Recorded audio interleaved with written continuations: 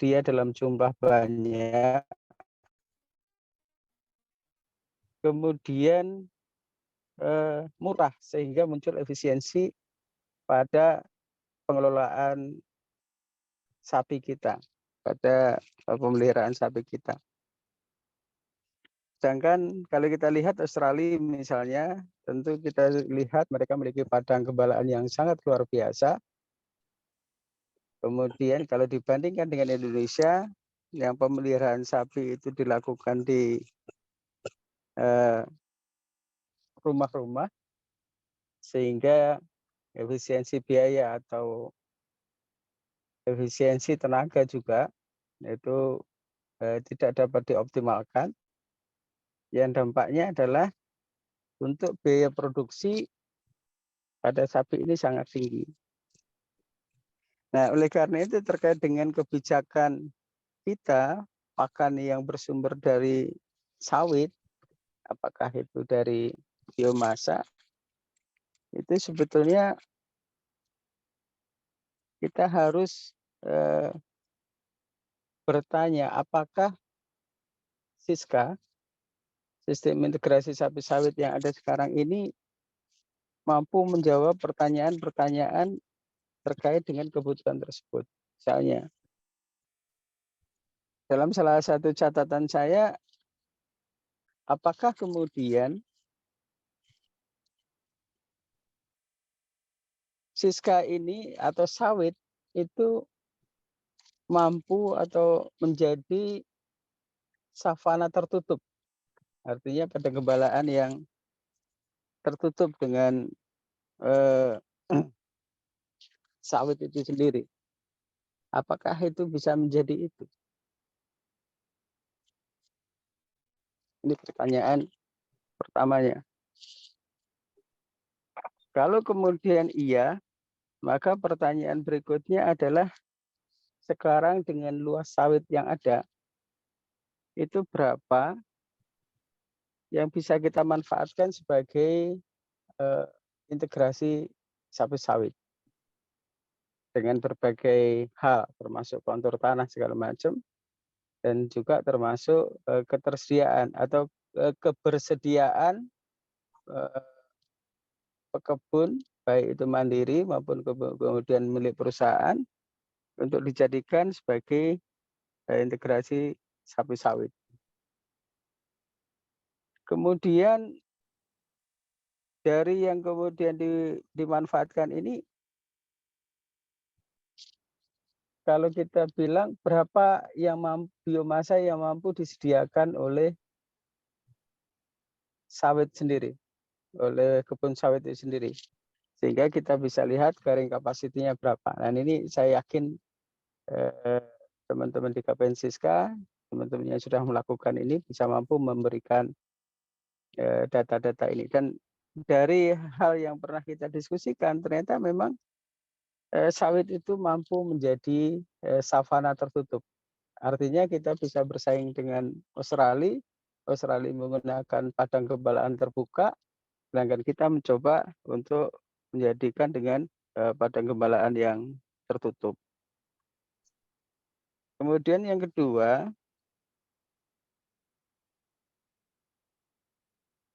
apakah sawit menjadi sumber pakan?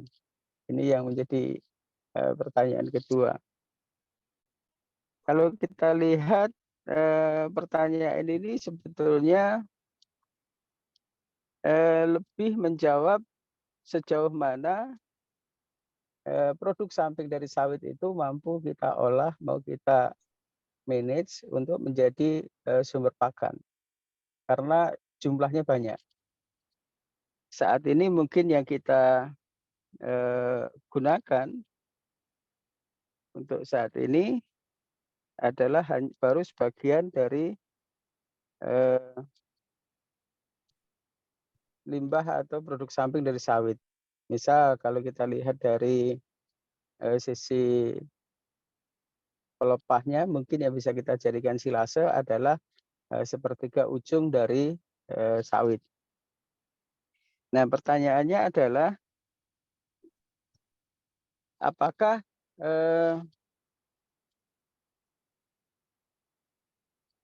Saya mohon izin bisakah di-add yang untuk saya share screen yang laptop saya yang satu?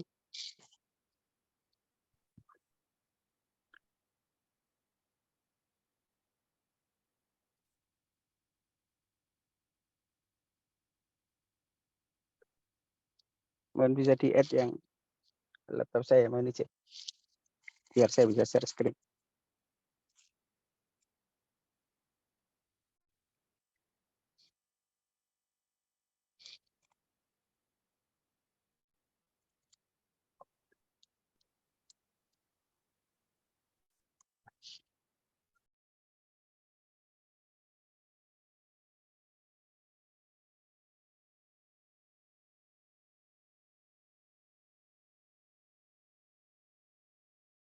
Mbak Sarah atau Mbak Wika bisa dibantu tadi request dari Pak Direktur. Halo, Pak, mohon izin laptop saya bisa di-add satu lagi, ada satu device yang biar bisa saya share screen. Panitia bisa add saya di baik, oke.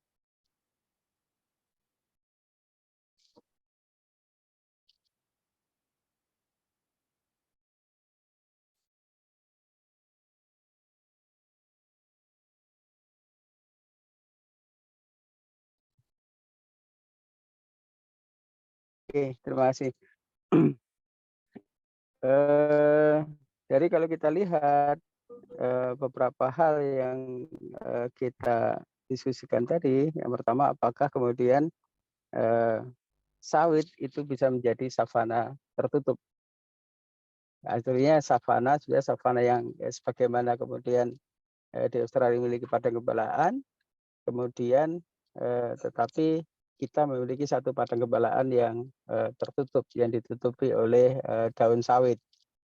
Nah, kemudian yang kedua, apakah sawit itu bisa menjadi sumber pakan dari pelepahnya? Kemudian problemnya adalah berapa persen yang bisa dimanfaatkan, bagaimana proses pengolahannya, kemudian permasalahan dengan lidi, apakah bisa dijadikan konsentrat, bagaimana kandungan nutrisinya, dan juga bagaimana meningkatkan kandungan nutrisinya. Dalam hal ini saya pernah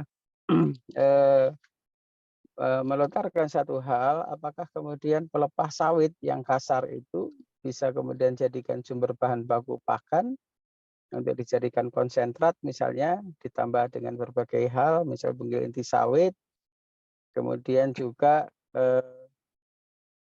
ditambah dengan legum kayak seperti Indogovera, kemudian lamtoro dan sebagainya, yang kemudian bisa kita dapatkan di lokasi tersebut, sehingga kita bisa meningkatkan mutu dari pelepah sawit. Itu yang kemudian coba kita kita arahkan ke sana. Daun mungkin sudah bisa diolah sebagai silase. Nah, sekarang apakah batangnya itu atau pelepahnya itu bisa kita manfaatkan lebih? Ini yang coba kita lakukan. Kemudian juga kita pemanfaatan daerah-daerah apa istilahnya, saya istilahkan di sini barier ya. Maksudnya tempat-tempat yang bisa digunakan untuk penanaman legum di sela-sela sawit, yang salah satu di antaranya adalah untuk mengendali ulat api. Kemudian nanti pada saatnya ketika dibuat pelet dari pelepah sawit, apakah ini bisa menjadi penambah mutu dari pelet tersebut. Ini harapannya seperti itu. Kemudian yang ketiga, apakah Siska atau integrasi itu sendiri bisa menghasilkan sesuatu yang sifatnya mutualisme dengan integrasi. Artinya salah satunya adalah pupuk padat, pupuk cair, baik yang langsung pada saat dikembalakan maupun pupuk padat yang diolah kemudian didistribusikan menggunakan tangki dan seterusnya, apakah itu bisa dilakukan. Kemudian juga pupuk cair menggunakan pupuk urin, baik yang alami maupun kemudian difermentasi, dan ini juga perlu dilakukan uji coba. Percobaan apakah ada korelasi perbedaan yang signifikan ketika sapi diberikan pupuk cair sawit diberikan pupuk cair dari sapi dengan yang tidak diberikan pupuk cair. Apakah ini mampu memberikan dampak? Kemudian tentunya karena kita integrasi, salah satu hal yang harus kita perhatikan juga, Siska sebagai apakah mampu menjadi alternatif pendapatan pada saat permajaan sawit rakyat. Beberapa diskusi permajaan sawit rakyat ini tidak berjalan dengan sesuai target, diantaranya karena rakyat enggan melakukan permajaan karena harga sawit tinggi dan dia kalau dilakukan permajaan pasti membutuhkan waktu untuk dia mendapatkan hasil. Mungkin sekitar 3 tahun sampai 5 tahun dia bisa mendapatkan hasil. Nah, untuk itu integrasi ini, tapi tidak harus integrasi itu dilepas sapinya di sawit yang sedang diremajakan, tentu tidak seperti itu. Integrasi ini apakah mampu memberikan penghasilan bagi para pekebun untuk mereka bersedia dilakukan permajaan. Karena kalau tidak diremajakan, sawit juga akan produksinya mengalami penurunan. Kemudian bisa juga dalam hal ini sela-sela sawit yang sudah diremajakan itu apakah bisa ditanami rumput yang bisa di cut and carry, dibawa pulang untuk diberikan kepada ternaknya. Boleh jadi juga tanaman jagung atau tanaman lain yang kemudian bisa memberikan efek memberikan dampak positif. Artinya kalau jagung, mungkin jagungnya bisa diambil, kemudian tebonnya bisa dikasihkan makan sapi dalam integrasi ini. Juga tanaman sela itu bisa berupa rumput sebagai cover crop. Apakah ini memang bisa dilakukan? Kalau memang ini bisa dilakukan, ini merupakan satu hal yang positif dan saya yakin ini juga bisa dilakukan. Nah, di samping itu perlu juga Siska ini sebagai barrier atau sebagai salah satu upaya pengendali penyakit hewan.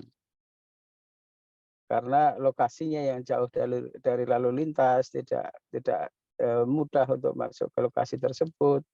Nah, tentunya juga dilakukan biosecurity, mungkin lebih mudah dilakukan dibandingkan dengan peternakan yang intensif, yang setiap orang bisa lalu lalang, tetangganya bisa saling berkunjung dan seterusnya. Untuk di Siska ini mungkin agak berbeda. Pelayanan kesehatan hewan bisa dilakukan secara kolektif karena memang di Siska ini sapi lebih ngumpul, ini yang diharapkan bisa memberikan dampak yang bagus. Jadi kegiatan vaksinasi mungkin jauh lebih cepat dilakukan di dalam koloni Siska dibandingkan dengan dilakukan door to door di masyarakat. Kemudian apakah Siska bisa digunakan sebagai upaya penyelamatan betina produktif? Nah, ini menjadi penting karena betina produktif ini sangat istilahnya banyak dipotong. Nah, ini diharapkan Siska karena Siska ini yang penting adalah di sisi komitmen Siska itu adalah melakukan pembibitan ya, upaya pembibitan. Sehingga bagaimana caranya di Siska itu untuk betina produktif tidak dijual, harus ada penjaminan betina produktif itu tidak dijual. Karena penjaringan betina produktif yang dilakukan di lapangan selama ini, kita tidak bisa menjamin betina produktif itu tidak keluar lagi ke pasar. Tapi kalau dibawa ke dalam Siska, dibawa dalam kebun sawit, mungkin akan lebih bisa dikendalikan. Mana betina yang memang masih produktif, mana kemudian betina yang memang harus diafkir. Kalau diafkir itu memang secara teori ini memang tidak produktif lagi. Kemudian sebagai penyelamat sapi asli Indonesia, Siska ini diharapkan mampu ke sana. Kalau saya lihat sendiri di kebanyakan integrasi sapi sawit adalah menggunakan sapi Bali.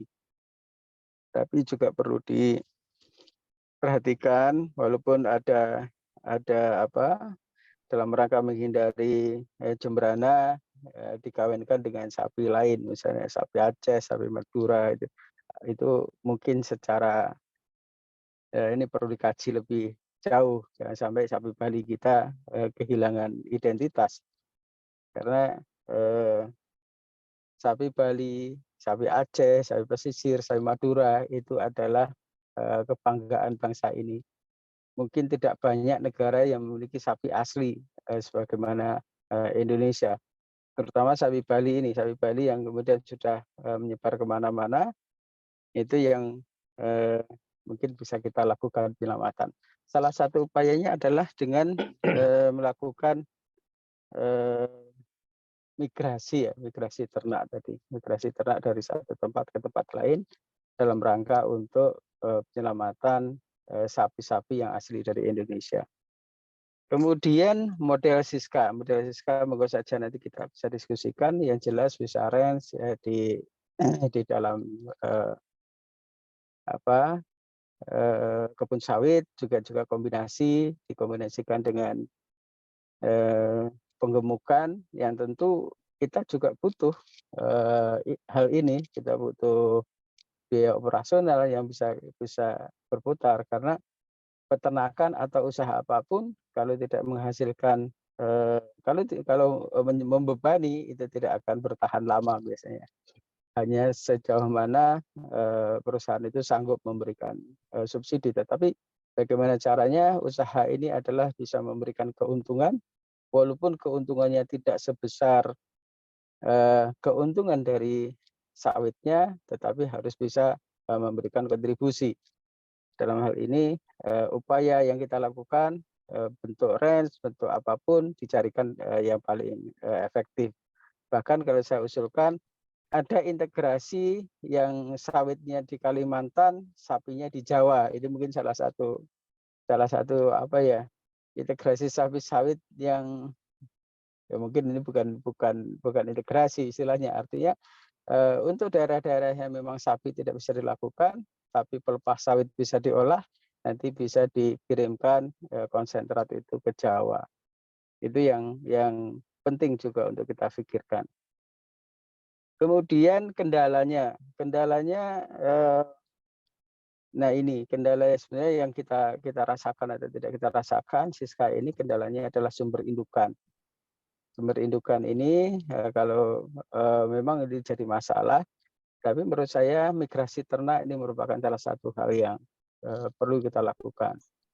Kita tidak bisa, tutup mata ketika program IFAD, eee, dilakukan, distribusi sapi Bali dari Bali, NTB, NTT ke Sumatera, Kalimantan, sampai sekarang masih ada, sapi-sapi Bali yang berkembang di sana. Ini yang tidak bisa kita tutupi, kita tidak bisa, kita nggak bisa kita lupakan dari, sejarah ini. Bahwasanya kita pernah bisa mendistribusikan sapi Bali dan ternyata sapi Bali berkembang di Sumatera. Kemudian juga penjaringan betina produktif ya seperti tadi saya katakan, dengan penjaminan bahwasanya tidak akan dipotong, ini merupakan salah satu hal yang, eee, bisa kita lakukan untuk menambah populasi betina di integrasi. Kemudian inbreeding itu salah satu masalah ya, permasalahan di, pada gembalaan ataupun di integrasi, tetapi saya yakin manajemennya bisa dilakukan. Seperti pejantan yang kurang baik dikandangkan untuk bakalan, kemudian pejantan unggul dilepaskan, dilakukan rotasi, penggiliran dari, pejantan itu sendiri, maksimal 2 tahun. Karena umur 2 tahun anaknya sudah, bisa dikawinkan, kalau itu betina. Kalau sampai kemudian dia kawin sama bapaknya, inilah yang, inbreeding. Sehingga secara teori 2 tahun jantan itu harus di-rolling, dipindahkan. Nah ini nanti manajemennya kalau kita bisa integrasi ini terintegrasi antar daerah, antar pulau bahkan, antar provinsi, ini kita bisa saling, pinjam pejantan. apa istilah kalau nggak pinjam ya tuker lah, barter pejantan dengan pejantan dalam rangka untuk meningkatkan kualitas dari sapi. Pakan rendah mineral, saya yakin tim sudah ada formula untuk mineral, mungkin cari cara yang terbaik. Saya sempat menyampaikan mineral block, tapi jangan diberi mineral block, nanti bisa dimakan dalam jumlah yang berlebih dan juga beberapa kendala yang lain. Nah, kemarin juga pada saat diskusi untuk hindarkan ketergantungan konsentrat. Saya setuju kalau konsentrat itu didatangkan dari pabrik. Tapi saya sebaliknya, saya malah mendorong bagaimana konsentrat itu diproduksi dari lokasi integrasi tadi. Baik untuk kebutuhannya sendiri maupun untuk dijual keluar dari lokasi integrasi. Nah, ini terutama untuk penggemukan, jadi jangan sampai penggemukan yang ada di lokasi integrasi itu menggunakan konsentrat dari Jawa, itu tidak apa istilahnya tidak mendukung integrasi. Jadi kita harus membuat satu konsentrat yang dibuat dari produk samping dari sawit itu sendiri. Nah, kemudian faktor lain yang mungkin perlu kita ingat bahwasanya aspek ketahanan pangan. Berkali-kali kita sampaikan kondisi sekarang mungkin tidak terlalu baik untuk pertanian dan untuk pangan itu sendiri. Jadi ancaman stop ekspor dari negara-negara pemilik ternak ini mungkin semakin lama semakin menjadi kenyataan, dan jangan sampai kita di negeri yang agraris yang punya padang gembalaan di bawah daun sawit itu yang begitu luas, kita tidak bisa makan daging karena kita tidak memanfaatkan sebagai integrasi sapi sawit. Kemudian kemandirian pangan itu selalu diungkapkan. Kemudian apakah itu tadi, apakah kita tidak naif kalau tidak bisa menyediakan daging sapi padahal potensi kita yang luar biasa. Ini yang perlu kita ingatkan. Kemudian yang sebenarnya pertanyaan yang beberapa kali dilontarkan, bagaimana bisa Jawa yang lahannya lebih sempit, yang semakin lama lahan itu tergerus dengan perumahan, ternyata populasinya masih lebih besar dibandingkan populasi yang ada di Kalimantan, yang ada di Sumatera, yang ada di Sulawesi, sedangkan di sana lahan masih banyak, rumput masih banyak. Kenapa itu bisa terjadi? Itu yang yang perlu kita jawab sebagai harus segera kita respon bahwasanya potensi ini harus kita manfaatkan sebaik-baiknya. Termasuk black campaign dan seterusnya, pemanfaatan limbah, permasalahan efek rumah kaca dari pupuk ternak dan seterusnya, ya nanti bisa kita kombinasikan dengan sawit sehingga kita bisa saling menguntungkan dan bisa saling menyelesaikan permasalahan. Mungkin begitu Prof, sebagai pengantar diskusi untuk pagi ini Prof, yang bisa saya sampaikan. Terima kasih. Assalamualaikum warahmatullahi wabarakatuh. Waalaikumsalam warahmatullahi wabarakatuh. Terima kasih Pak Direktur. Saya kira banyak hal-hal baru yang disampaikan Pak Direktur dibandingkan dengan diskusi-diskusi kita sebelumnya.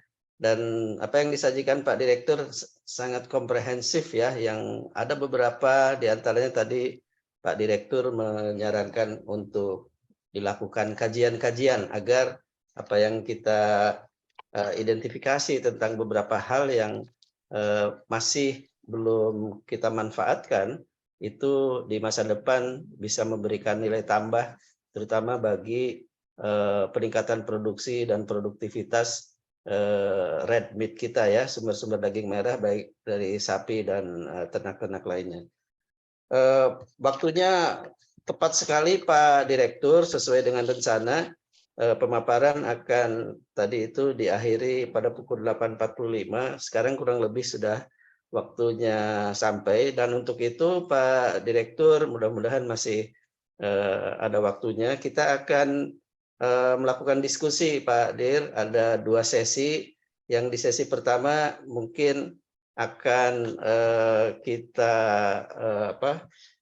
entertain 3 penanya dulu, Pak Dir. Silahkan Ibu Bapak sekalian yang ingin menyampaikan pertanyaannya atau catatan atau komentar.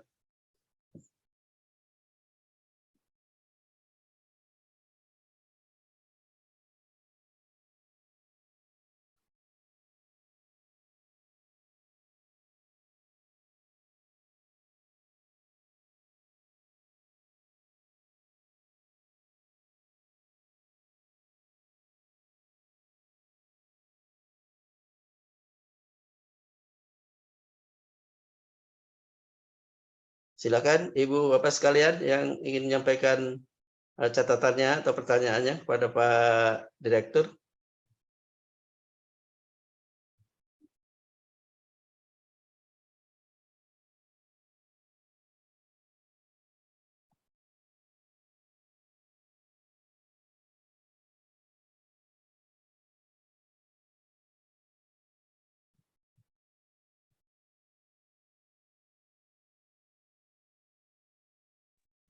Mohon izin Pak, apakah boleh bertanya?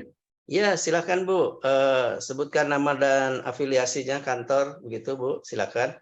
Baik, iya. Terima kasih Bapak Direktur, Bapak Moderator. Nama saya Fatmi dari Dinas Pertanian Kalimantan Utara. Nah, untuk di Kalimantan Utara, program Siska ini belum terlalu masuk ke perusahaan ya. Nah, untuk itu mohon mungkin bagaimana caranya untuk mengintroduksikan lebih jauh mengenai program Siska ini ke perusahaan-perusahaan kelapa sawit khususnya. Mungkin kalau dari kita sektor peternakan sudah punya teknis bagaimana proses beternak di dalam kebun sawit, tetapi dari sisi perusahaan kelapa sawit sendiri mungkin belum memahami mungkin keuntungan-keuntungan dan aturan-aturan yang mengikat mereka. Nah, untuk itu mohon Bapak apa sih kekuatan kita untuk menerapkan program Siska ini khususnya ke perusahaan kelapa sawit itu, termasuk dari sisi aturan-aturan yang mengikat mereka. Mungkin itu, Pak. Terima kasih. Terima kasih Bu Fatmi atas pertanyaannya. Silakan kalau masih ada yang ingin bertanya sebelum Pak Direktur nanti merespon. Ada Pak Joko, Pak Resen. Boleh, Ya. saya Pak Cepi. Oh iya, silakan, Prof. Ya, terima kasih Prof. Bismillahirrahmanirrahim. Assalamualaikum warahmatullahi wabarakatuh. Pak Direktur, selamat pagi. Yang disampaikan oleh Bapak tadi sebetulnya itu sangat mohon maaf nih Pak Cepi, saya lagi di jalan jadi Iya betul. saya off kamera. Ada satu hal Pak Direktur yang mungkin perlu sebagai saran pertimbangan ini Pak.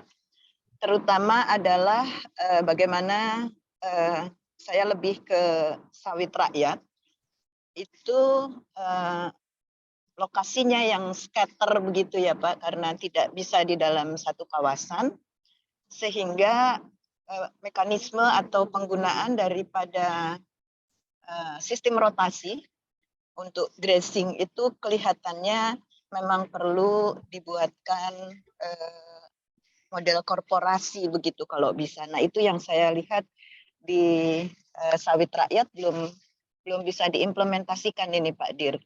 Kalau perusahaan saya yakin itu sudah bisa dijalankan dengan rotasi grazing, tetapi kalau untuk yang di rakyat kelihatannya bagaimana mekanismenya agar bisa bersatu itu mungkin yang perlu harus kita lakukan kajian lebih dalam.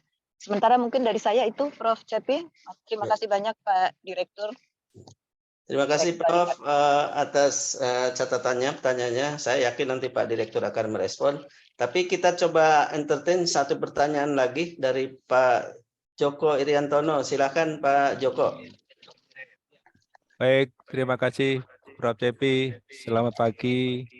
Selamat pagi Pak Direktur. Selamat pagi, Pak. Jadi beberapa bulan yang lalu kami sempat berkunjung di Kalimantan Barat, Pak Direktur. Ada tugas dari Kapensiska, teman-teman di Kalimantan Barat, di Sanggo dan di daerah sekitarnya itu banyak potensi limbah byproduct sawit berupa solid, Pak Direktur. Ini sangat bagus sekali. Jadi teman-teman peternak di sana, kami dan tim dari Dinas Peternakan dan Kabupaten dan Provinsi sempat berkunjung di lapangan. Jadi sudah ada beberapa petani yang menerapkan pengemukan sapi dengan solid ya, Pak Direktur. Mungkin dalam waktu dekat perlu ada satu seperti pelatihan kecil Prof. Cepi di sana karena sudah ada yang menjalankan itu dan hasilnya bagus. Jadi ternyata solid itu luar biasa potensi di Kalimantan Barat.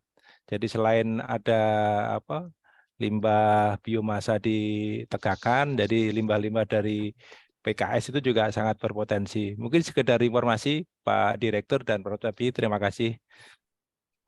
Terima kasih Pak Joko atas masukannya kepada Pak Direktur. Jadi kita akan merespon dulu nih Pak Direktur ya dari 3 penanya pertama. Yang pertama tadi Ibu Fatmi dari Dinas Pertanian Kalimantan Utara yang bertanya kira-kira seperti apa supaya konsep-konsep prinsip Siska yang banyak manfaat dan keuntungannya ini bisa masuk ke perusahaan-perusahaan kelapa sawit. Itu yang pertama Pak Direktur. Yang kedua, dari Prof. Atin tadi sangat concern dan peduli dengan bagaimana nih di perkebunan kelapa sawit rakyat yang wilayahnya atau lokasinya terpencar-pencar kalau mereka ingin melakukan rotasi misalnya.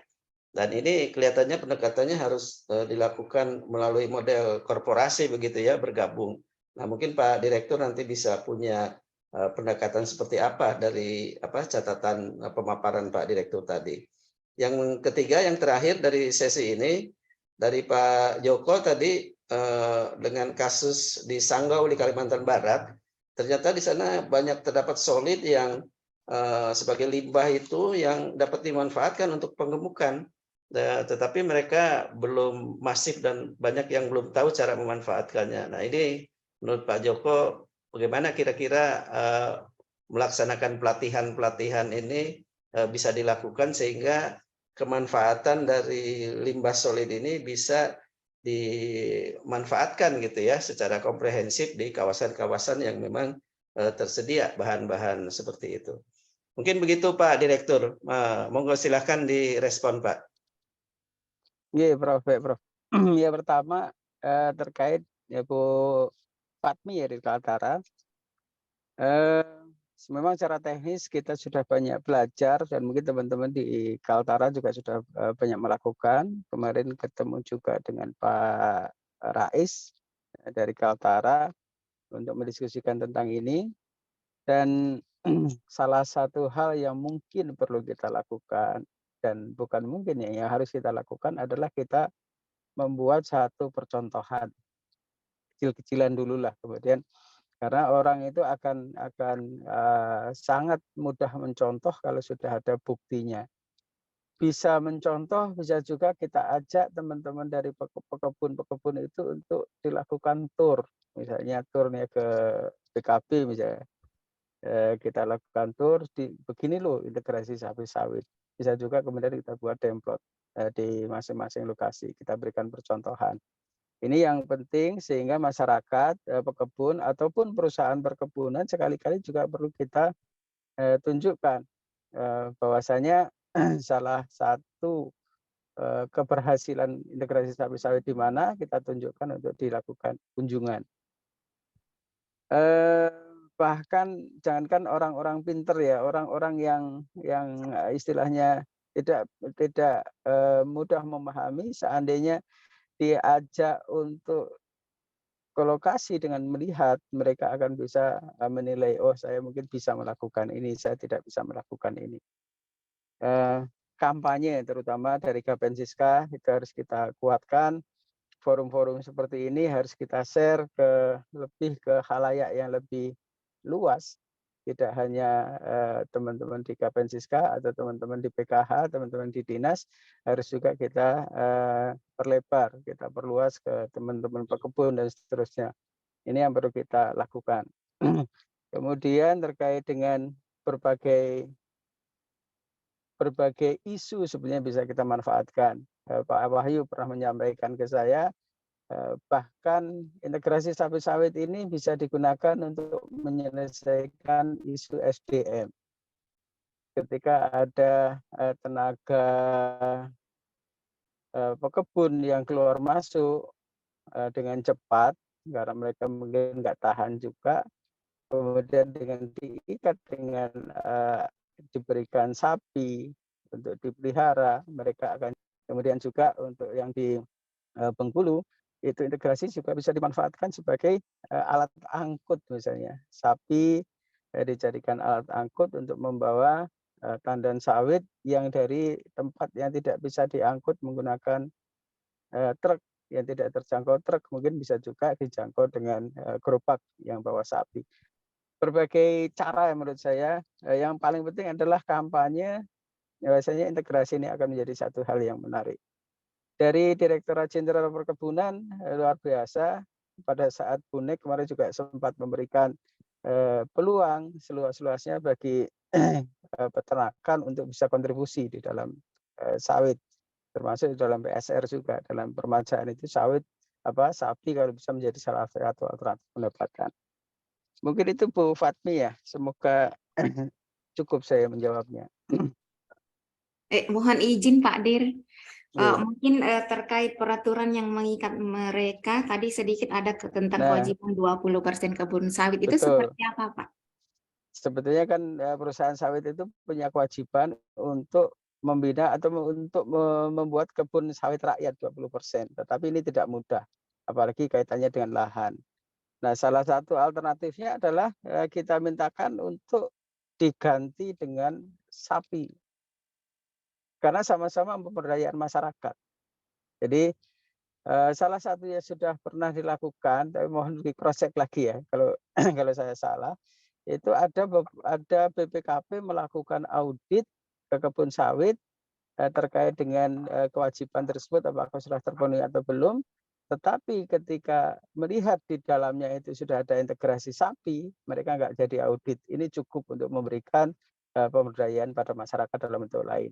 Nah, ini nanti secara teknis, secara peraturan, secara eksplisit nanti boleh jadi nanti kita coba diskusikan lah antara Direktorat Jenderal Peternakan dengan Direktorat Jenderal Perkebunan, sehingga nanti ini bisa digantikan, bisa disubstitusi dengan sapi.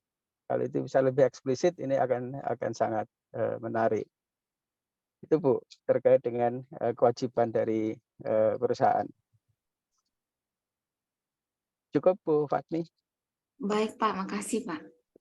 Nanti secara peraturan perundangan coba nanti kita adakan forum khusus, kita bahas peraturan kurangnya apa dan seterusnya, agar kita bisa lebih lebih tajam terkait dengan permasalahan peraturan.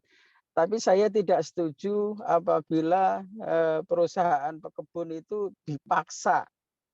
Orang kalau dipaksa itu ya siapapun namanya dipaksa kawin aja grundel, apalagi dipaksa untuk integrasi. Artinya jangan sampai pemaksaan itu menjadi utama, tapi pendekatan ini yang harus kita utamakan, sedangkan peraturan itu sebagai tool saja, biar bisa memberikan alternatif terhadap kewajiban yang ada di dalam peraturan perundangan. Menurut saya seperti itu.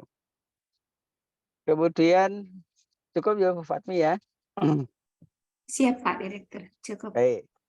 Prof Atin, saya setuju Prof. Ini sebetulnya kalau kita lihat integrasi sawit-sawit terutama yang di peternakan rakyat itu sebetulnya korporasi atau koperasi atau himpunan dari peternak sawit-sawit ini sangat penting.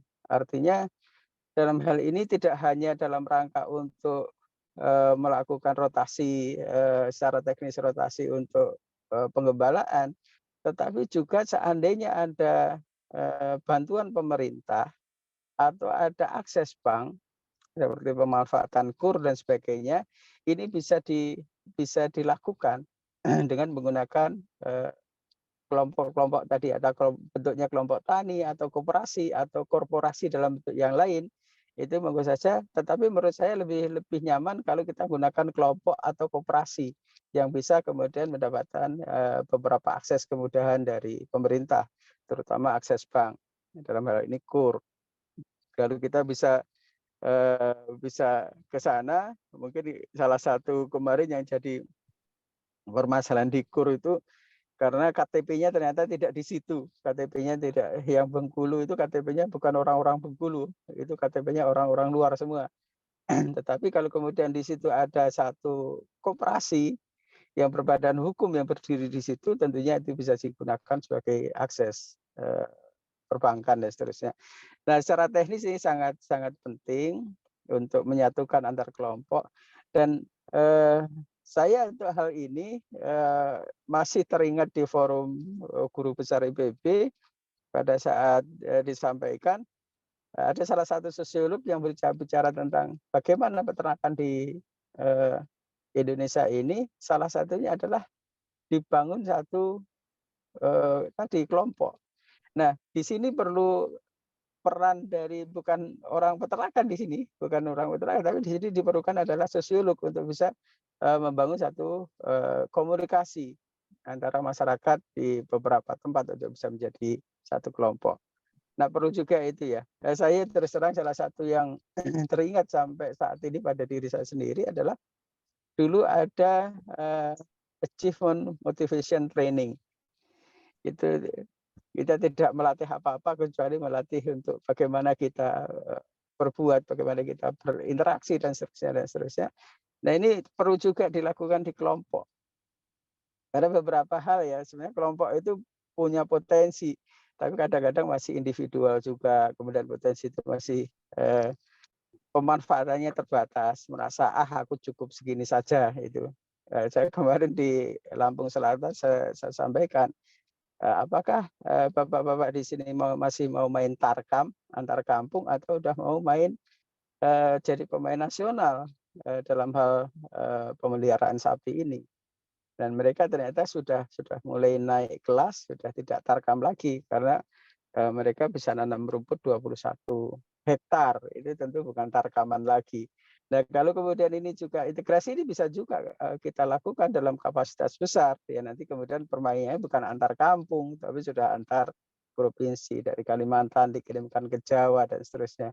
Bagaimana mimpi Kalimantan, Sumatera itu menjadi produsen sapi, yang nanti kemudian Jawa sebagai konsumennya, itu yang baru kita lakukan. Kalau tidak ya kita lempar ke luar negeri, ke Singapura dan seterusnya. Tentu ini salah satu hal yang menarik. Jadi kita sudah menjadi pemain kelas dunia itu.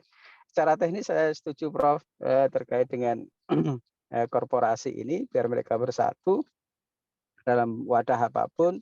Kalau bisa wadah yang bisa ada berbadan hukum, kelompok atau koperasi yang kemudian bisa memberikan manfaat lebih baik secara teknis maupun secara yang lain. Prof Atin, gitu ke Prof.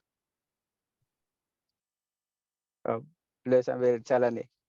Ya, lagi di jalan. Silakan Pak Joko direspon, Pak Dir. Baik. Nah, ini menarik Pak Joko, saya setuju ini. Saya terus terang apapun yang bisa menjadi bahan pakan itu menjadi satu hal yang menarik. Saya berharap di forum ini ada teman-teman dari BPMSP Bekasi. Jadi apa yang baik secara kasat mata ini mohon dilanjutkan dengan baik secara laboratoris. Biasanya kalau sama Prof, kalau hanya kasat mata, profesor itu tidak percaya itu. Harus secara laboratoris kandungan nutrisinya seperti apa. Nah, ini menurut saya sepakat ini kita coba kembangkan, dan kalau perlu kita undang pakar, formulator untuk lebih ya kita uji dulu. Nanti teman-teman Bekasi ada yang hadir kah di forum ini? Tadi sempat di forum Wastukan juga akan hadir. Tolong, ini salah satu prioritas untuk coba kita uji. Nanti kita kombinasi dengan apa sehingga menghasilkan yang terbaik. Jadi kita menghasilkan yang terbaik, kita coba uji. Ujinya juga tidak mahal, saya yakin ini. Kita coba lakukan uji, kemudian nanti dikembangkan untuk ke tempat lain. Nah, formula-formula ini kita bikin open sajalah, jangan bikin formula, kalau formula perusahaan tertutup nggak apa-apa, tapi formula untuk pengembangan sapi dan seterusnya ini kita bikin terbuka sajalah, orang bisa pakai. Kalau perlu kita umumkan formulanya ini, silahkan digunakan. Kita sedang tidak bersaing antara formulator, tapi kita mengembangkan formula untuk rakyat yang bisa digunakan oleh rakyat. Barangkali gitu, Prof, yang bisa saya tanggapi. Baik, terima kasih Pak Dir. Ada penanya lagi nih, 3 berikutnya Pak Dir. Silakan Pak Togar Parulian dari Kalimantan Tengah, saya kira ya. Silakan disampaikan kepada Pak Direktur. Pak Togar.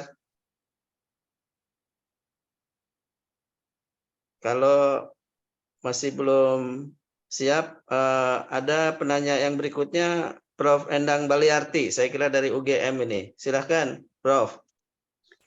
Terima kasih. Apakah sudah dengar suara saya, Bapak? Ya, terdengar, Bu. Jelas. Jadi matur nuwun. Assalamualaikum warahmatullahi wabarakatuh. Waalaikumsalam. Jadi kami dari Fakultas Peternakan UGM, Bapak Dir dan Bapak Ibu sekalian, di kami juga banyak penelitian-penelitian yang terkait dengan integrasi sapi sawit. Jadi dari hasil yang diperoleh ada S1, S2 dan S3 itu saya kira sama dengan pemikiran kita semua bahwa integrasi ini menguntungkan banyak pihak. Terutama kalau dari kami di perguruan tinggi, nanti kalau ini berkembang, itu lulusan-lulusan kami ini itu menjadi bisa menempati posisi yang mungkin bertambah karena berkembangnya integrasi. Yang saya lihat kita banyak hasil dari berbagai perguruan tinggi, cuma masih berserakan di sana sini, sehingga belum begitu bisa dirumuskan yang bisa dilihat oleh pengambil kebijakan. Untuk itu kalau usulnya barangkali pada sesi seperti ini ada penampilan atau pemaparan dari berbagai perguruan tinggi sehingga kita semua bisa melihat apa yang sudah dihasilkan, kemudian masing-masing bisa menyampaikan pemikiran ke depannya bagaimana. Ngaten Bapak. Jadi banyak sekali semua perguruan tinggi yang mungkin berdekatan dengan perkebunan atau kami sendiri dari Jogja ini jauh dari perkebunan tapi punya komitmen dan sering jalan-jalan ke sana kemari.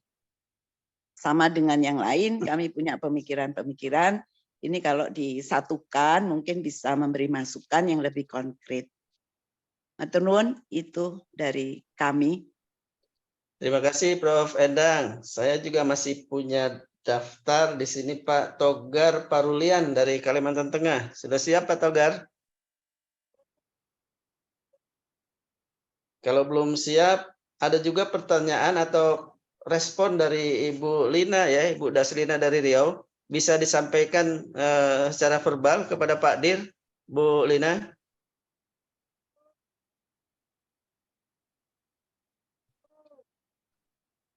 Kalau belum, ada juga yang raise hand dari Universitas Jambi. Tidak menyebutkan namanya, silakan. Disampaikan pertanyaannya kepada Pak Direktur. Ya, terima kasih. Dari Ardi nih, Prof. Cepwi. Iya. Nah, silakan. Ya, selamat siang Pak Direktur. Kita tahu bahwa kelapa sawit itu kan ada periodisasinya. Ada ketika tanaman belum menghasilkan, dan ketika ada tanaman sudah menghasilkan, kemudian memasuki tanaman tua atau replanting. Nah, biasanya yang kita gunakan untuk pengembalaan itu tanaman sawit setelah umur produktif sekitar 10 tahun ke atas gitu. Nah, pada sisi lain di dalam suatu usaha itu kan perlu keberlanjutan gitu. Jadi tidak terganggu nanti dengan ketersediaan sumber pakan. Nah, nanti kalau ketika tanaman belum menghasilkan atau sudah replanting, nah biasanya kan kita akan kehilangan sumber pakan yang ada di di antar tanaman pohon itu. Nah, itu mungkin kajian-kajian yang perlu kita kembangkan lagi gitu. Bagaimana suatu usaha itu bisa berkelanjutan, termasuk dalam pengembangan pengembangbiakan sapi potong di perkebunan kelapa sawit. Nah, juga saya berpikir bagaimana arah kebijakan dari kita nanti gitu, dari kementerian. Nah, bagaimana nanti kita bisa membangun rantai suplai nasional dengan lebih kepada fokus kepada pengembangan gitu. Misalnya gini, kalau Jawa kan sudah relatif sempit gitu. Jadi ketersediaan pakan dan pemeliharaan ternak itu kan lebih banyak kepada intensif nanti. Nah, bagaimana nanti kementerian itu bisa mengfokuskan untuk pengembangbiakan itu ke wilayah di luar Jawa, terutama Sumatera, Kalimantan, dan Papua gitu. Yang di sana juga yang paling fokus itu adalah di perkebunan kelapa sawit. Jadi nanti produk-produk atau bakalan nanti yang dihasilkan dari luar Jawa ini atau yang dihasilkan dari integrasi sawit sapi ini bisa ditampung di Pulau Jawa untuk di program penggemukan gitu. Jadi terstruktur dan kemudian juga dari transportasi akan lebih efisien karena sekali bawa itu bisa dalam skala yang cukup besar gitu. Karena saya baca di RedMate-nya Australia itu salah satu kelemahan di peternakan kita adalah terutama sapi potong adalah biaya transportasi yang sangat besar gitu. Jadi itu yang menjadi kita salah satu tidak efisien selain dari keterbatasan pakan. Nah, kebetulan kelapa sawit ini menyediakan biomas yang sangat besar. Jadi ada hijauan antar tanamannya, ada limbah tanamannya berupa pelepah sawit, dan sekarang kita sedang coba untuk memanfaatkan empelur sawit itu sebagai salah satu sumber pakan. Kemudian juga dari limbah-limbah di industri perkebunan kelapa sawit yang saya kira juga sangat besar sekali. Tapi ada sebagian yang itu sudah sulit sekali didapat seperti bungkil inti sawit. Nah, yang mudah didapat sekarang kan solidnya sama limbah-limbah yang lainnya gitu. Nah, itu jadi sebenarnya sekalian mengundang ke Pak Nur Sabto supaya bisa lihat-lihat di Jambi. Jadi kita sedang coba kembangkan kawasan Purnama Kempas namanya. Itu kita bisa menggunakan berbagai limbah dari perkebunan kelapa sawit, dari solid, pelepah, sampai empelur sawit itu sebagai sumber dari pakan ternak. Dan kita coba kemarin pakai empelur yang difermentasi, itu pertumbuhan bobot badannya cukup tinggi untuk usaha penggemukan gitu. Nah, nanti mungkin diagendakan dengan Prof. Cepi gitu. Karena Prof. Cepi sudah janji mau datang ke Jambi belum nyampe-nyampe gitu. Sama Pak Joko gitu.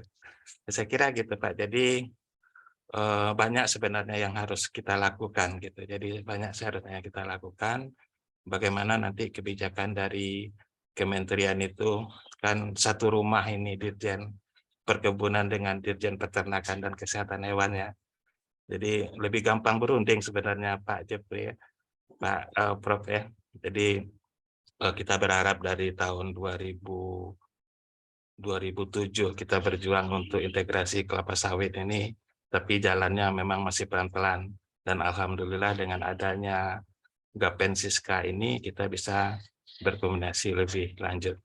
Jadi gitu, Prof. Jadi pertanyaan saya, gimana sih kebijakan yang akan dilakukan oleh kementerian atau minimal Dirjen PKH untuk mensupport integrasi sawit sapi yang lebih berkelanjutan. Terima kasih. Terima kasih Pak Ardi dari Jambi. Kita masih ada 3 penanya lagi yang raise hand, Pak Dir. Apakah kita gabungkan aja sekarang karena kira-kira setengah jam lagi waktunya akan berakhir. Kalau Pak Dir setuju, saya akan panggil lagi nih. Boleh. Oke, Prof. Ya. Coba, Prof. Oke, Prof. Dipanggil aja ya. Yang Iya, Prof. yang Iya, Prof. belum merespon tadi Pak Togar Parulian dari Kalimantan Tengah. Apakah sudah bisa sampaikan? Nah, silakan Pak Togar. Siap Pak Cepi. Makasih Ya, Pak silakan. Profesor. Terima kasih kesempatan yang diberikan kepada kami. Sebelumnya kami ucapkan selamat tahun baru. Salam sehat, salam sukses untuk kita semuanya. Salam hormat buat Pak Direktur, Pak Sabto.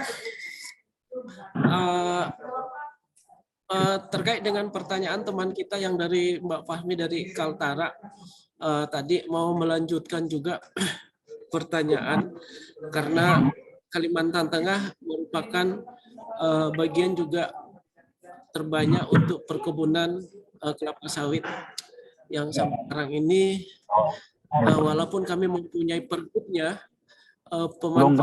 peran serta dan keaktifan pergub ini juga kami masih banyak terkendala. Kami juga sebenarnya dengan adanya pergub ini kami juga memberikan daya dukung dari Pak Direktur ataupun dari pusat untuk bisa melakukan bersama-sama untuk bisa memanfaatkan pergub ini ke perkebunan-perkebunan yang ada di itu. Yang kami ingin tanyakan adalah kami mengalami kesulitan di dalam perkebunan masyarakat yang dimiliki masyarakat. Yang sampai sekarang ini perkebunan-perkebunan milik masyarakat ini hampir kalau kita lihat dari kepemilikan dari persentase ini hampir 60% adalah milik lokal, masyarakat lokal dari perusahaan yang ada. Nah, kami mengalami kesulitan untuk melakukan pendekatan untuk melakukan pemanfaatan lahan mereka dalam pengembangan ternak sapi. Nah, ini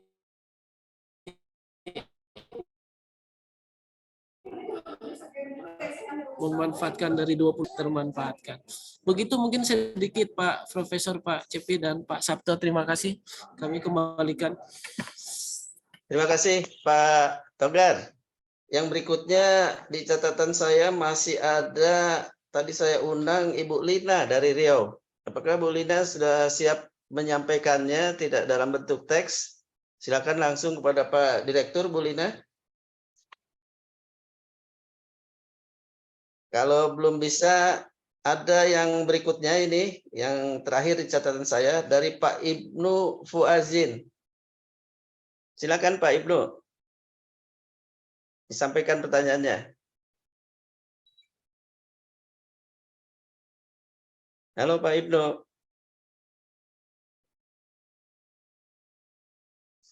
Kalau belum merespon, mungkin direspon saja dulu Pak Dir. 2 pertanyaan yang barusan dari Prof. Endang, dari Fapet UGM, kemudian dari Pak Ardi Nofra dari Jambi, dan Pak Togar dari Kalimantan Tengah yang terakhir.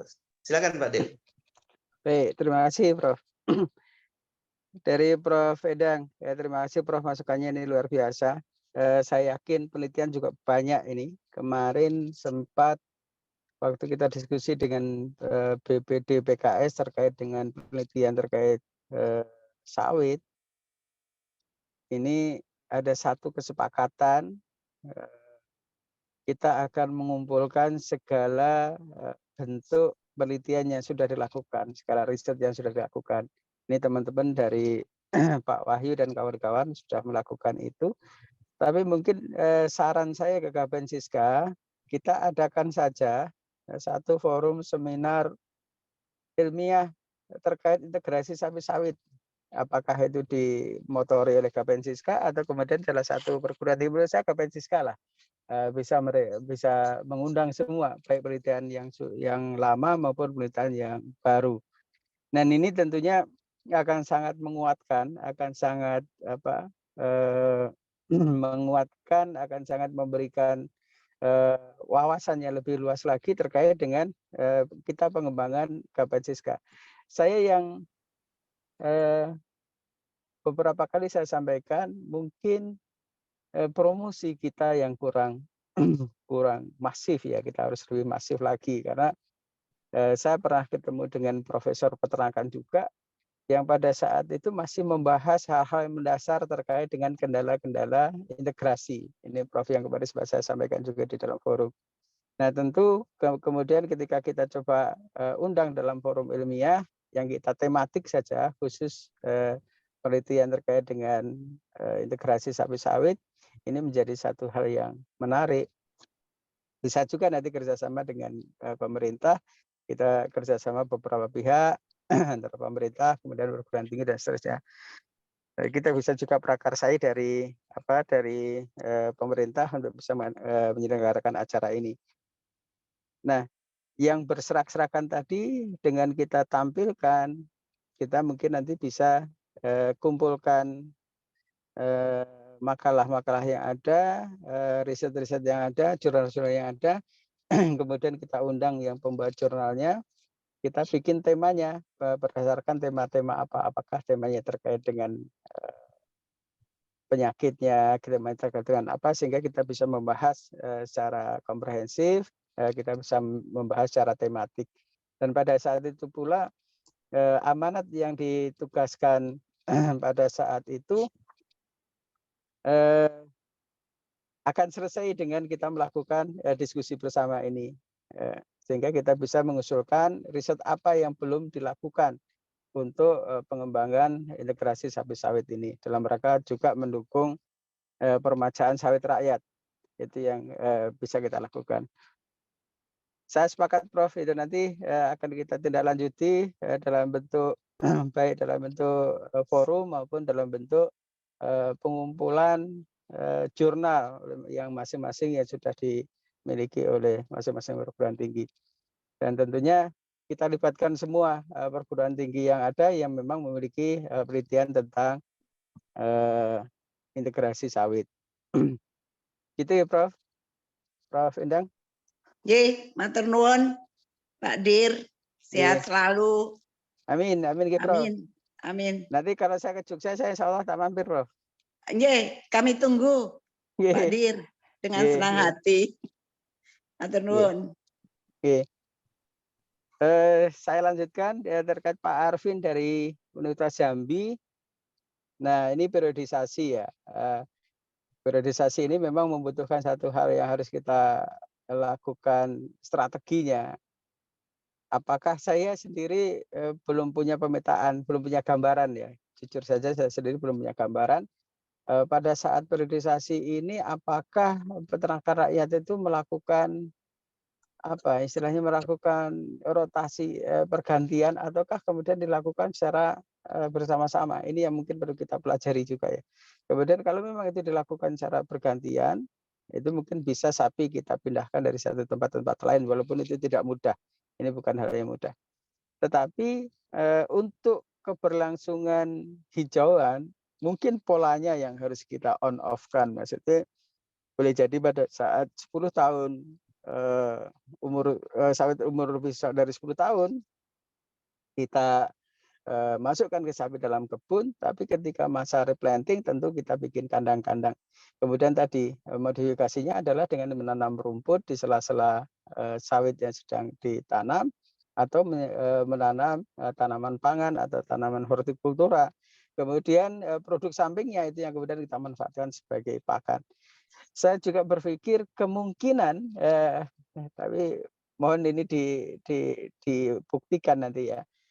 Pelepah-pelepah muda yang daun-daun pelepah-pelepah muda di awal-awal itu kan sebagiannya perlu dilakukan pemotongan dan pemanfaatan itu mungkinkah bisa kita gunakan sebagai bahan pakan. Nah itu yang mungkin tantangan-tantangan seperti itu yang perlu kita lakukan.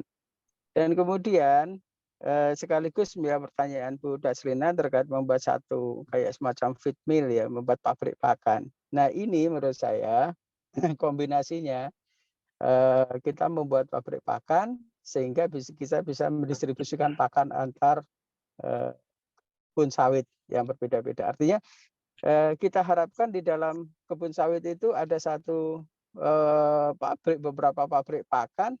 Ya nanti pada saat ini dilakukan permajaan ya kita suplai dari sesama dari sawit, dari kebun sawit. Ini yang mungkin perlu kita lakukan beberapa simulasi terkait mengatasi replanting segala macam. Kemudian juga arah kebijakan pengembangan pakan. Ya memang luar Jawa itu memang potensinya masih luar biasa. Tetapi kalau kita lihat kenapa Jawa itu menjadi lebih banyak sapinya, yang pertama kali adalah orang Jawa itu lifestyle-nya beternak. Kalau dia nggak punya sapi, kayak gimana gitu rasanya nggak nyaman itu. Sehingga walaupun punya lahan yang sempit sekalipun, biasanya dia punya ternak. Ini mohon maaf bukan masalah etnis ya, bukan masalah etnis, tapi ini masalah kebiasaan orang Jawa. Sehingga kalau kita lihat di daerah-daerah yang perkembangan sapinya bagus, rata-rata transmigran. Rata-rata transmigran. Karena memang dari nenek moyangnya sudah seolah-olah diajari kamu harus punya ternak sebagai rojo koyo tadi, sebagai tabungan itu.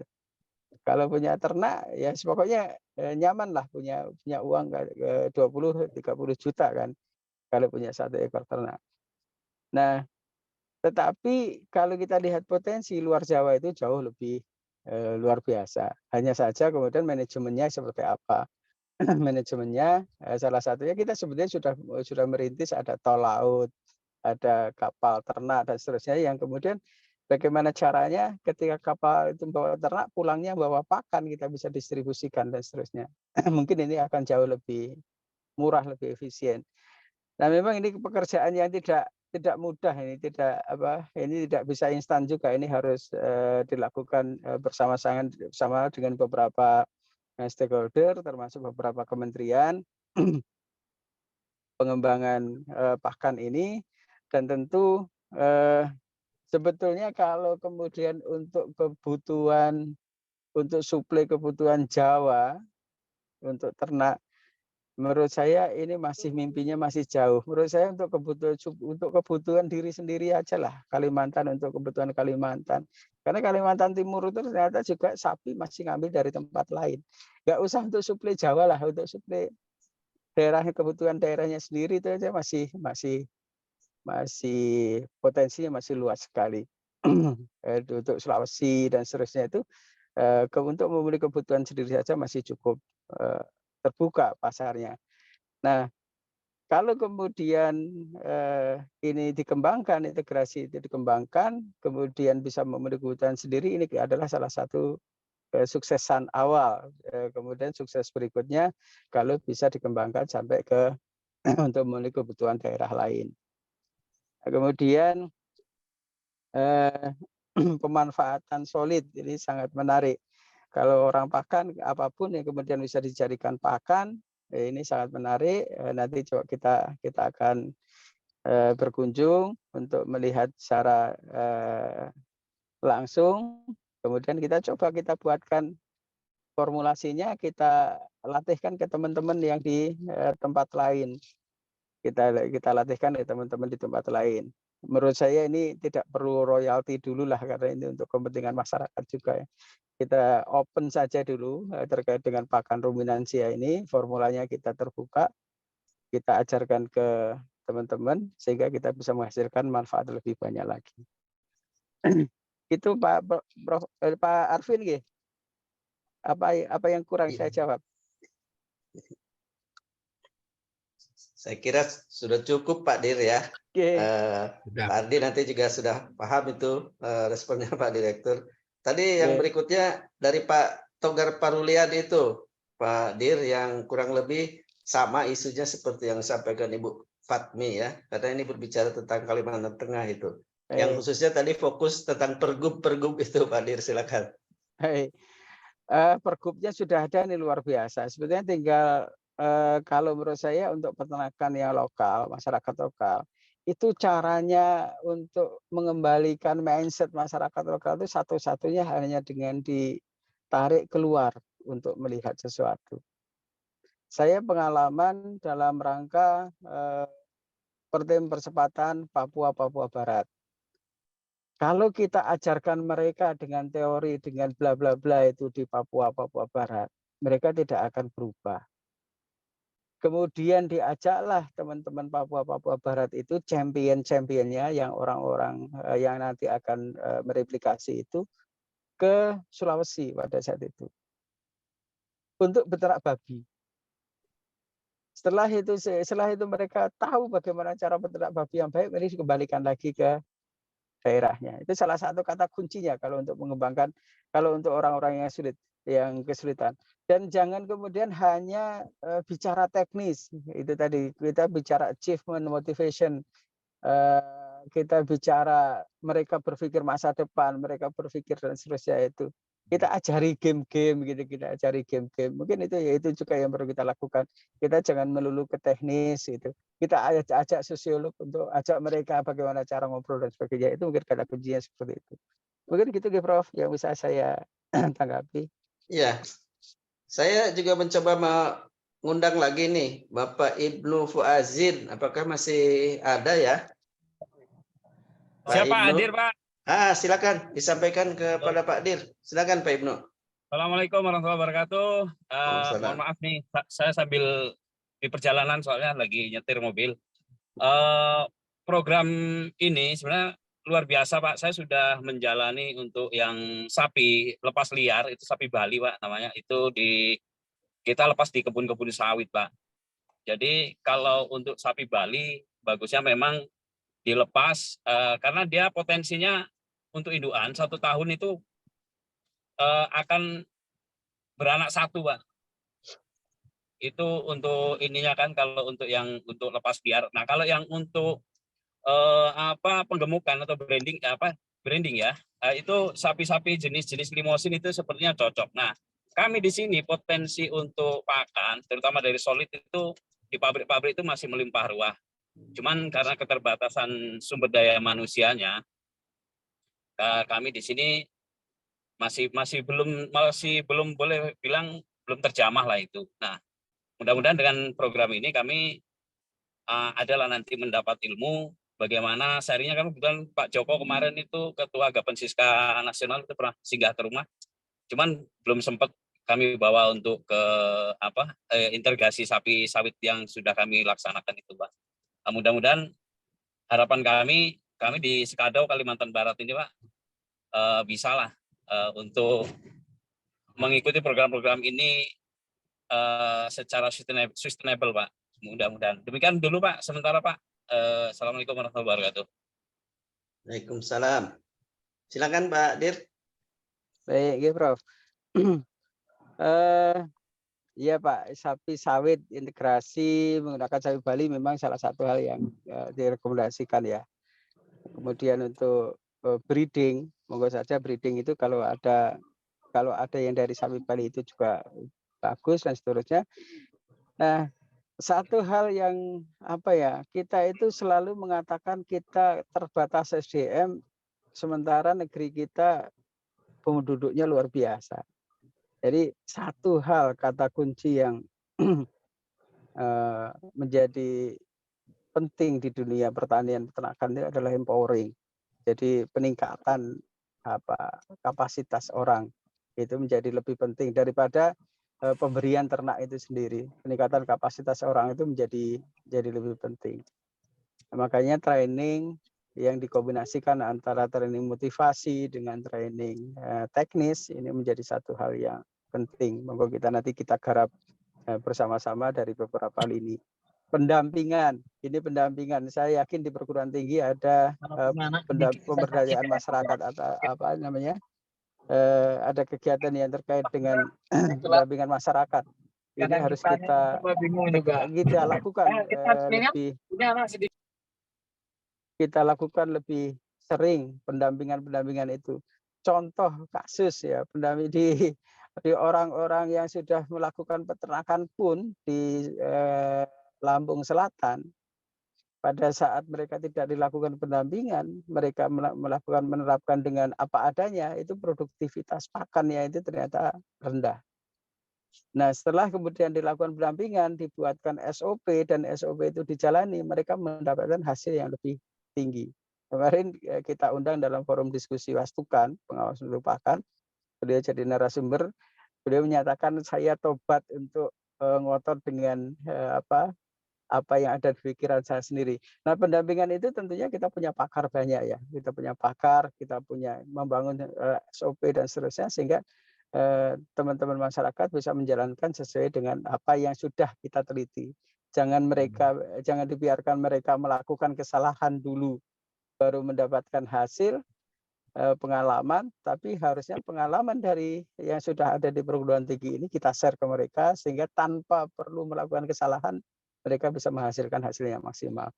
Saya setuju itu Pak Ibnu untuk peningkatan SDM nanti berbagai pola ya kerjasama dan seterusnya termasuk dengan badan SDM mungkin kita juga bisa diskusikan termasuk pendampingan dengan LSM, NGO segala macam ini perlu kita lakukan. Salah satu yang dilakukan adalah ISPI melakukan pendampingan di desa korporasi sapi. Ini juga salah satu hal yang positif yang tentunya ini akan banyak membantu program pemerintah. Itu Prof yang bisa saya tanggapi, Prof. Baik, terima kasih Pak Dir. Saya kira Pak Direktur juga sudah melihat mungkin ya ada beberapa catatan komentar dari question and answer itu ya. Tadi Pak Direktur juga sempat melihat catatan dari Ibu Lina, Ibu Daslina ya. Kalau saya coba rangkum gini Pak Dir. Yang pertama dari Ibu Jarsih Ari ya, Ibu ya dari DKPP Kota Dumai. Beliau menginginkan gambaran tentang pemanfaatan CSR di mana saja yang kira-kira sudah berhasil. Dan yang kedua pertanyaannya apakah CSR itu bisa diberikan dalam bentuk bungkil inti sawit katanya kepada para peternak. Itu dari Dumai ya, dari Ibu Jarsih Ari. Yang berikutnya dari Prof. Atin lagi ini tadi menggarisbawahi setuju dengan apa yang disampaikan oleh Prof. Endang dan juga sarannya dibuatkan konsorsium tentang riset-riset Siska yang transdisiplin katanya itu dengan melibatkan berbagai disiplin untuk seluruh kegiatan riset dan pengembangan. Dan yang terakhir ini dua terakhir Pak Dir. Dari Prof. Winugroho menyampaikan bahwa bungkil inti sawit kita ditolak di New Zealand katanya. Apakah ada alasan kenapa? Mohon pencerahan. Dan yang paling terakhir dari Pak Wayan Narendra dari Kubar Kaltim yang menyampaikan bahwa pemanfaatan limbah di sana masih lebih kecil dari 5%, padahal kebun sawitnya ada 70.000 hektar. Katanya usulnya mohon penambahan anggaran mini range untuk pengembangan peternakan. Gitu kira-kira Pak Dir yang tersisa di Q&A answer itu. Baik Prof. Terkait dengan CSR ya, CSR Ya. itu kita memang sedang diskusikan, maksudnya sedang diskusikan dengan perkebunan dan seterusnya, segala bentuk CSR mohon bisa juga di-share, disampaikan untuk bisa dimanfaatkan untuk peternakan. Dan Pak Dirjen pun sendiri mengatakan sempat nanya ke saya, Pak Sabto, bikin dong paket-paket kecil, berapa satu paket yang kemudian bisa diterapkan di perkebunan. Ini seolah-olah bahkan tidak lewat Dijen PKH, maksudnya langsung aja mereka melakukan dalam bentuk paket-paket kecil yang bisa digunakan untuk itu. Kemudian bungkil di sawit nampaknya saat ini sudah terbuka dari para perusahaan, hanya mereka tidak mau pengambilannya itu dalam bentuk kecil, tidak mau ada orang banyak datang ke situ, tapi harus dikoordinir. Maka tadi seperti Prof. Ati katakan bentuk satu korporasi sehingga bisa akses juga terkait dengan bungkil inti sawit dan seterusnya. Kalau CSR dalam bentuk bungkil inti sawit itu saya yakin juga akan memungkinkan untuk dilakukan itu. Dalam bentuk lain saja mereka mau, apalagi dalam bentuk produk yang mereka miliki. Kalau tidak salah di integrasi di Desa Korporasi Sapi Kaltim juga diberikan kesempatan diberi kuota setiap 2 minggu sekali boleh ngambil 1 ton kalau tidak salah. Saya tidak salah catat ya. Itu bisa juga itu dilakukan. Kemudian konsorsium riset ini saya sangat setuju. Kemudian ini saya sepakat biar menjadi satu kesatuan yang lebih utuh. Kemudian para pakar juga kita bisa diskusi bersama, kita bisa duduk bersama dalam forum. Nah, terkait bis yang ditolak di New Zealand, saya belum dapat menjawab ini. Saya cari dulu informasinya ini. Kenapa? Karena memang ini ranahnya masih ranah perkebunan ya. Nanti coba kami carikan informasi terkait hal ini. Dan kalaupun ditolak harusnya kita bisa manfaatkan di dalam negeri, terutama untuk pakan. Nah, bis ini juga yang sedang dilakukan percobaan untuk pakan unggas. Nah, nanti kalau unggas itu bisa ambil banyak, bisa-bisa ruminansia dapat dikit ini nanti. Yang kalau bis ini dimanfaatkan oleh feed mill dalam jumlah besar. Ini yang kita harus siapkan juga. Nah, kemudian dari Pak Wayan dari Kutai Barat ya, Kutai Barat. Nah, ini pemanfaatan ini mohon pendekatannya disampaikan pendekatannya ke pabrik-pabrik pemanfaat 5% ini apakah karena permintaan kita segitu atau memang mereka memberikan kuotanya segitu. Nah, itu yang perlu kita tanyakan. Pendekatan bisa dilakukan kepala dinas perkebunan bersama dengan peternakan nanti bisa saling join, saling diskusi. Kebetulan di pusat juga Direktorat Jenderal Peternakan dan Perkebunan itu beda lantai saja. Beberapa kali Pak Dirjen Perkebunan juga sempat mendiskusikan tentang bagaimana integrasi sapi sawit ini. Nah, mini range penambahan. Nah, ini yang kita dulu pada saat saya masih di perencanaan, saya masih ingat di sini ada kita lakukan untuk integrasi sapi sawit, kita siapkan mulai sapinya sampai kandangnya itu dari Direktorat Pakan. Nah, sekarang posisi integrasi sapi sawit itu masih di Direktorat Perbibitan, nanti kita komunikasikan apakah kita minta dikembalikan ke Direktorat Pakan sehingga secara utuh kita bisa mengelola sampai di integrasi sapi sawit dalam bentuk berbagai versi bentuk, apakah range atau nanti kombinasi dengan penggemukan. Itu mungkin kita juga bisa dilakukan diskusi dengan teman-teman dari Direktorat Jenderal sama dari rumah kami dari Direktorat Perbibitan, nanti kita bisa diskusikan. Barangkali gitu, Prof.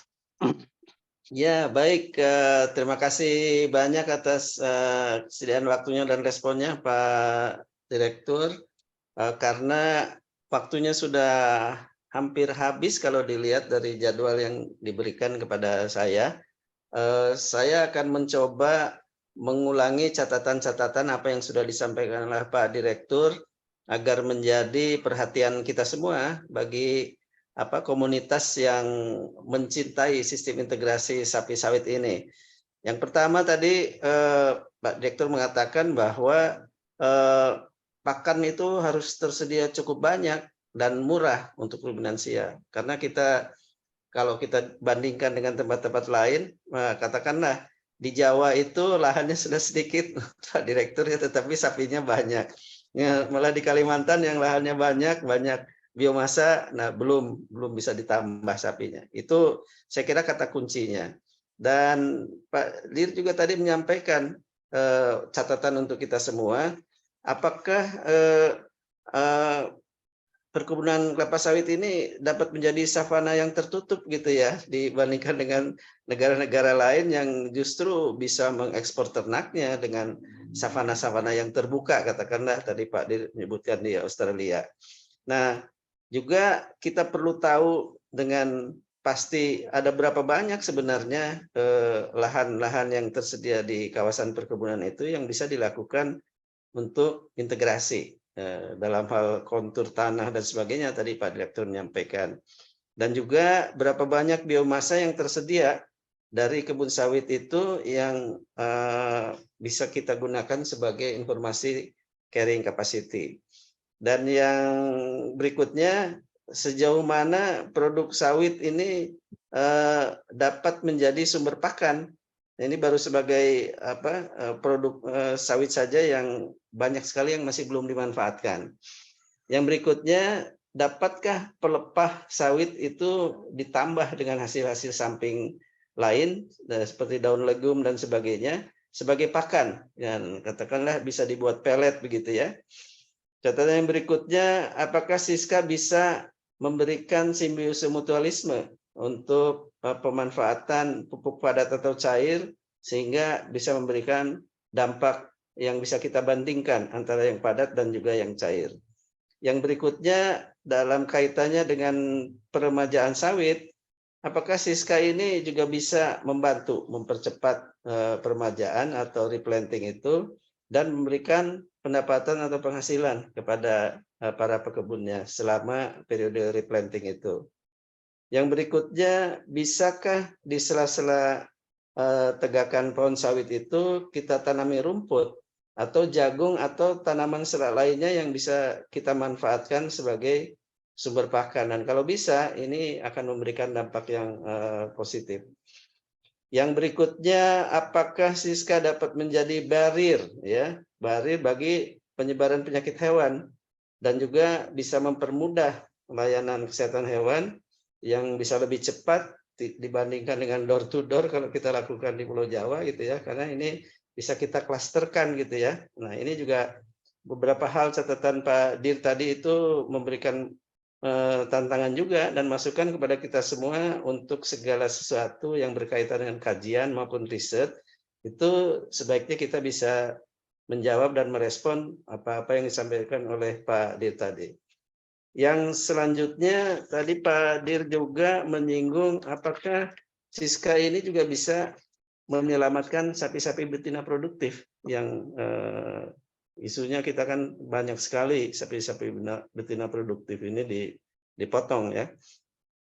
Dan berkaitan dengan itu juga semoga Siska ini juga bisa melindungi sapi lokal kita. Tadi Pak Dir mengangkat isu untuk katakanlah dilakukan persilangan antara sapi Bali dengan sapi-sapi lokal kita lainnya sepanjang tidak mengganggu gitu ya. Tadi Pak Dir mengangkat isu kasus jembrana katakanlah di sapi Bali yang bisa dikurangi dengan menyilangkan dengan sapi Madura dan sebagainya.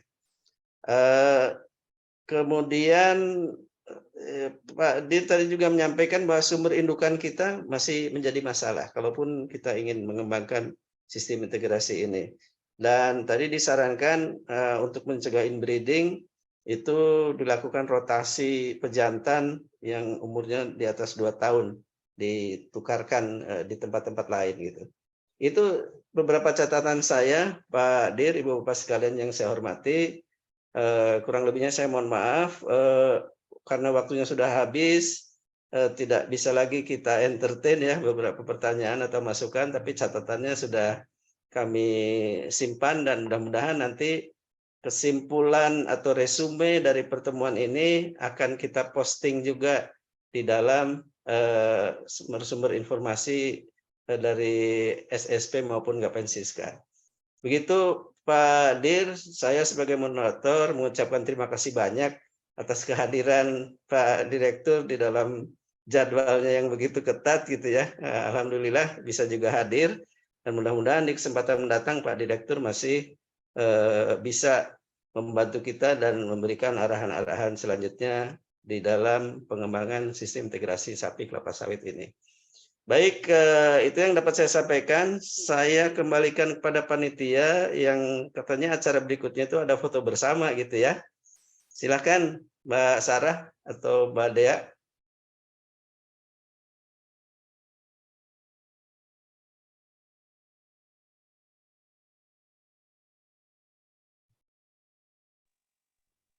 Kalau format webinar nggak bisa foto di Prof. Pesertanya nggak kelihatan. Nggak kelihatan ya. Baik, kalau tidak bisa, Pak Direktur, sekali lagi saya ucapkan terima kasih banyak atas waktunya yang sangat berharga bagi kita semua dan tentunya juga ini berkompetisi dengan acara-acara Pak Direktur yang lainnya yang juga tidak kalah pentingnya.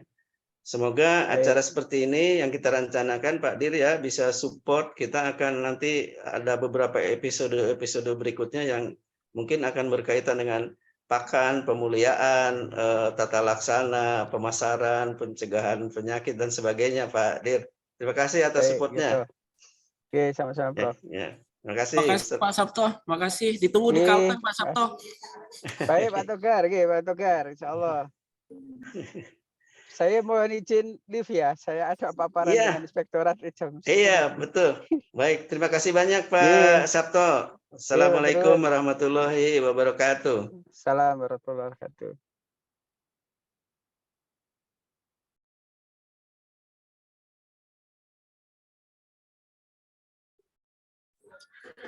Izin live Pak Prof. Cepi. Silakan Pak Togar. Terima kasih banyak. Ya, sampai jumpa di episode berikutnya ya.